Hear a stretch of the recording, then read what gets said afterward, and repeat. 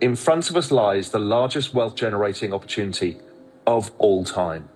And we're only 3%. If you just think of a little scale, and we're 3% of the scale, and all of that is blue sky.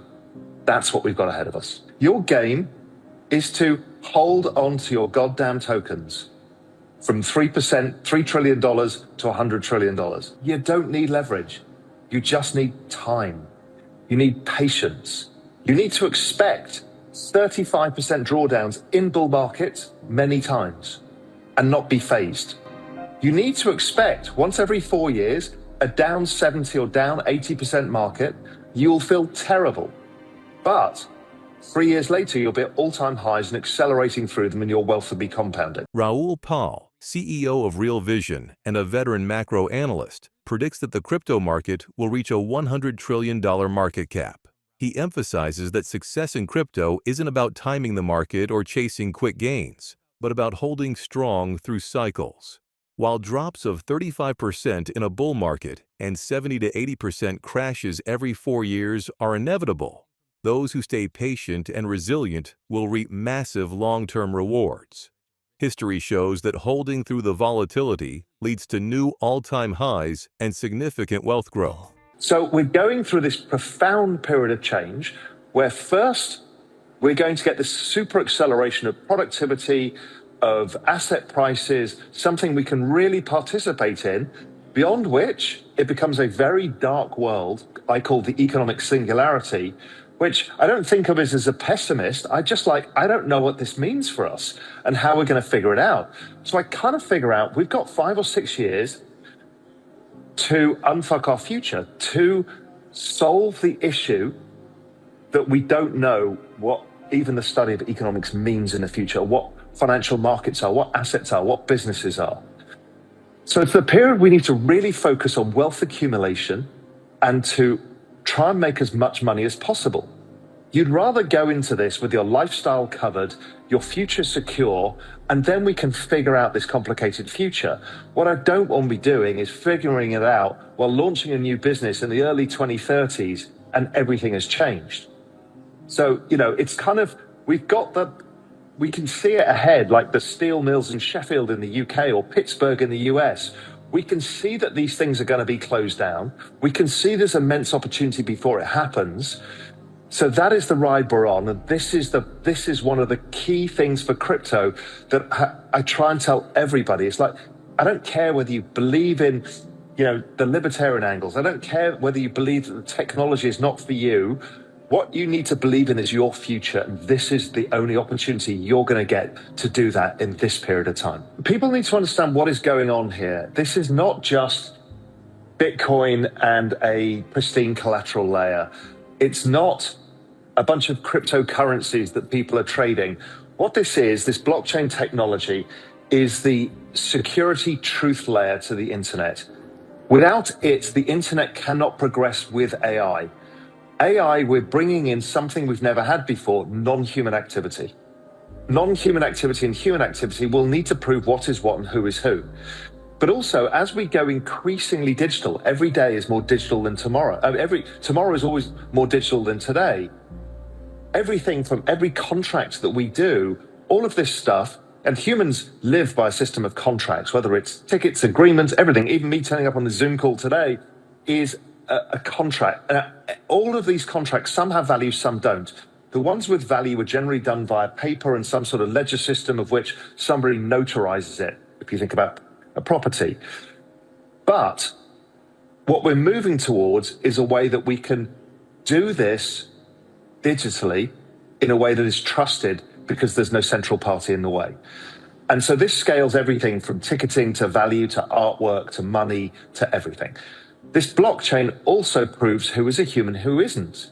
So we can prove these things. It's a proof layer that is distributed amongst thousands or millions of people that confirm what is the truth as opposed to one trusted party. So this scales as AI scales. It has to. Without it, we couldn't have AI or we would entirely break society, money, and everything else. So even if I just take the trend rate of adoption, I think you've got this chart. The trend rate of adoption of wallets keeps increasing every day, as new people start to use this. Now, as I said before, I've compared new wallets to IP addresses. I rebased them in the past back to 5 million as a starting point for the internet. It was like 92, 93, and I did 5 million wallets for crypto. Now we've all got multiple IP addresses, we have multiple wallets, so it's pretty like for like comparison. You extrapolate that out, by the end of this year, next year, we should get to about billion wallets. Okay, that's a lot. And now how many users? Well, that's a matter, Jamie, you're more qualified than I am to figure out what the exact number of users are. But the point being is this scaling is going to continue. And I think it's going to keep accelerating because now we're bringing these other economic actors, the AI agents in front of us lies the largest wealth generating opportunity of all time.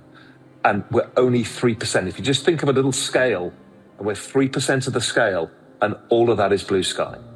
That's what we've got ahead of us. Money is changing rapidly, with crypto leading the way.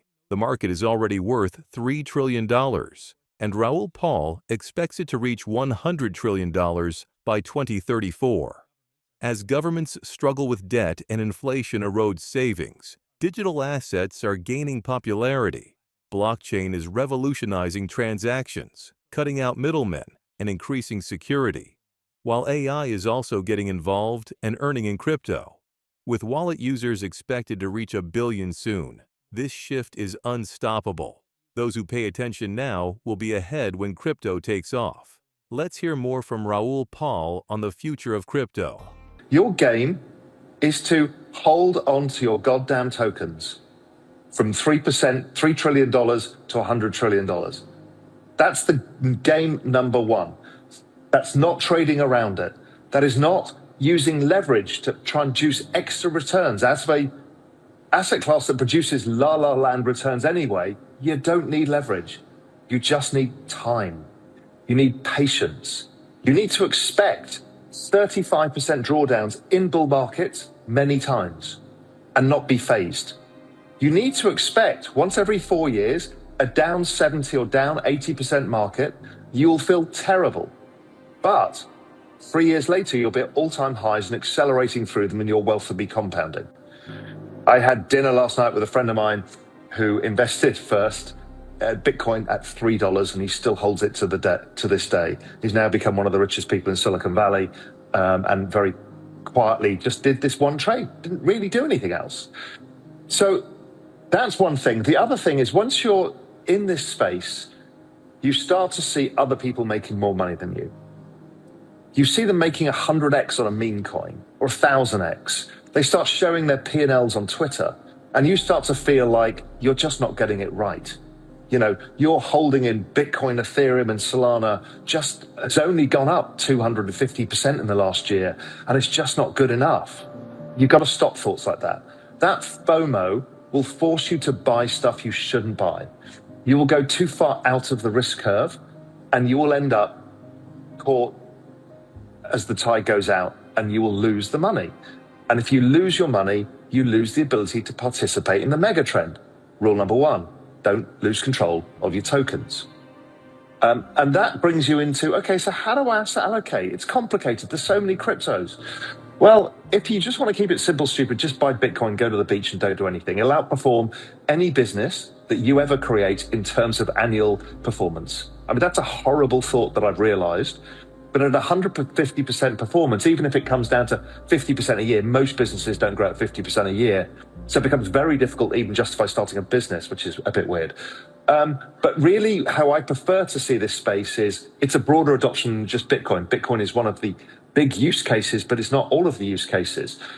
And so I would just take the 3 most prominent coins of the moment, which is Bitcoin, which is, let's call it the pristine collateral, the security, the safest asset. I would take Ethereum, which is the broadest, deepest asset. And I would take Solana, which is the new fast entrant that is rapidly gaining massive adoption effects. Hold those with 80 or 90% of your portfolio and do nothing. You just don't need to do anything. Then there is that inner degen inside of you, that part that wants to trade other stuff, that wants to trade in memes. Well, do that with the 10% of your portfolio. I pretty much guarantee, because I've tried this a couple of cycles now, that bag of investments is usually worth about zero at the end of it. You've had a lot of fun, but you've lost all of the money in it. But you'll be more than offset by your major allocation.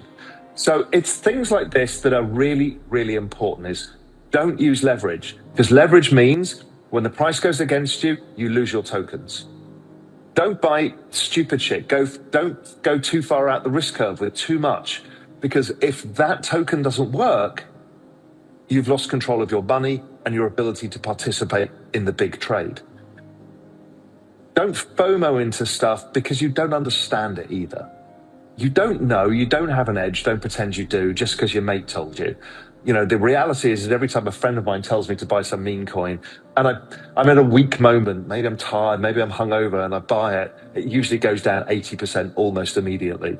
So don't trust your friends either on their tips, because they're not very useful for that. But these are really the important things. The other thing is, how else do you lose your token? A lot of people look for yield. And I don't have a problem per se with yield. I've never been a yield guy. I'm a macro guy. I'm a price guy. But yield, if you're putting your tokens in control of somebody else to generate returns and you don't know where the returns come from, it probably works for a period of time, and then at some point it may well blow up. And then you've broken rule number one. You've lost control of your tokens. So you need to be really careful with leverage. The other thing is, this is a bearer asset. What a bearer asset means is you need to take control of it yourself. Now, you can keep it on an exchange, and I think the big exchanges, the very big global exchanges, are relatively secure. But the beauty of this asset is you can be outside of the system by storing it yourself. And that is storing yourself on something like a ledger device. Doing that gives you the maximum flexibility. Yes, it can be a bit terrifying, but the key is not letting somebody else take control of your coins. Again, you'll be so upset if you don't have your tokens and you lose them because you got hacked, because you were storing them on your MetaMask wallet and you went to a website to buy some stupid meme coin and it was a scam. You've got to be really careful. This wallet cleanliness, separating your assets, using a different wallet to operate in the Web3 world versus a different wallet where you store things safely. Do these things and you will increase your probability of not fucking up. We will all get something wrong somewhere, so don't worry about that. But this is my kind of recipe for the highest probability of success, where I can bring as many people along on the ride as possible. And that would make me very happy indeed. Raoul Pal emphasizes that success in crypto relies on discipline and smart decision-making. The key is to hold strong assets like Bitcoin, Ethereum, and Solana without overcomplicating things. Many traders lose by chasing trends, using leverage, or trusting unreliable platforms. Managing risk and keeping assets secure are crucial. Store long-term holdings safely and separate from trading wallets. Crypto rewards patience and discipline, and those focused on long-term growth will succeed. If you want to stay up to date on crypto and Bitcoin, make sure to subscribe to Millionaire Blueprint for the latest insights and strategies.